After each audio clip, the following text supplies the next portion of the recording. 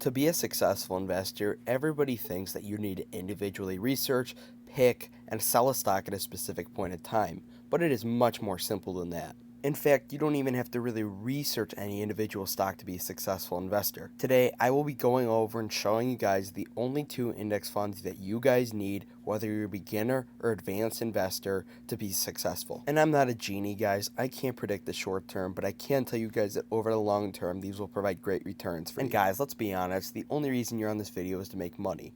But the best investment that you can actually make today is hitting that subscribe button for me. It's a free investment. You can learn a whole lot along the way. With all that out of the way, roll the intro. Hello, I like money. Alright, we'll do into the obvious one first, which is SPY, which is the overall S&P 500. If you're any investor, whether you're advanced, or you're Warren Buffett, or you're just a beginner, this is basically as simple as it gets. This tracks all the companies in the S&P 500, which is 500 companies. It has an expense ratio of 0.09%, which means for every $10,000 that you invest, your fee is basically $9. This is a huge thing to note when investing in index funds, as a large portion of your total return can easily be taken away by expense ratios. Take a look at Cathie Wood's funds, for example. Their expense ratios are large at 0.75%.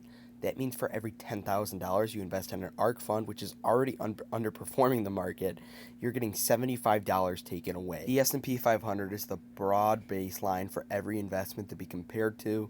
Usually when you pick individual stocks, you'll compare its total return to the S&P 500. Over the last 1 year, the S&P 500 is up 17.6%. Over the last 10 years, the S&P 500 is up 172.14%. That basically averages out to a 17% return. Now keep in mind, over the last 10 years, we've been primarily in a bull market, but we are long-term investors, so we need to find out the average return that the S&P 500 has, which is 11.88%. We can round that up to an average 12% return. We have to add inflation as well, which averages out to an 8.5% return. This is one of the reasons I also like dividend investing more, is that can help kind of mitigate that inflation. And speaking of dividends, SPY does pay a dividend, although it is not really known for it. Currently, they pay a 1.47% dividend yield with an annual payout of $6.52. They have consecutively paid that dividend for 29 years straight and consecutively grown it for 13 years straight. The dividend growth is really nothing to write home about, so your yield on cost when you buy in will not be drastic. The 3-year dividend CAGR is 4.44%. The 5-year dividend CAGR is 5.77%, and the 10-year dividend CAGR is 6.94%. So around the inflation's rate right now. Keep in mind though, you are not investing in SPY for the dividend itself, you're investing for the total return you get. Any dividends you do get from SPYs, you should probably reinvest and get your cost basis down and help you acquire more shares. In all honesty, SPY is a great ETF for everybody, no matter your investing circumstances. It's great if you just got your first job, and it's great if you're in your 70s. You get great diversification, and if you believe in the American economy long term, this is an amazing stock to own. For our next ETF, it is of course the beloved and one of the most popular dividend ETFs in the world, SCHD. SCHD is loved by so many that some people even base their entire personality off of the ETF itself. So what makes it so special? I recently just did a review on SCHD, and we did a really deep dive into the ETF itself. So if you're looking to buy an SCHD, I would definitely check that video out, link in the description. What's more appealing about SCHD is that if you're really into passive income and dividend investing, this is definitely an ETF to check out. Its expense ratio is lower than SPY's, which is at 0.06% compared to SPY's 0.09%. Both are pretty good though. This year, SCHD has severely underperformed the S&P 500. This is mainly because of their lack of exposure to some sectors that have been doing really well this year, like technology, and their heavy exposure to some sectors that have been getting killed this year, like healthcare and banks. This has caused a lot of panic amongst the SCHD community and a lot of shareholders alike, but if you actually did your research, you would not be panicking at all, and long term, I believe this is a great ETF to own. We can see here that year to date, the S&P 500 is up 15.31%, while SCHD is down nearly 2%, which is a severe underperformance. But you guys know here we are long-term investors, so let's look at the total return. And this includes dividend as well, guys. We can see SCHD is outperforming actually since 2012.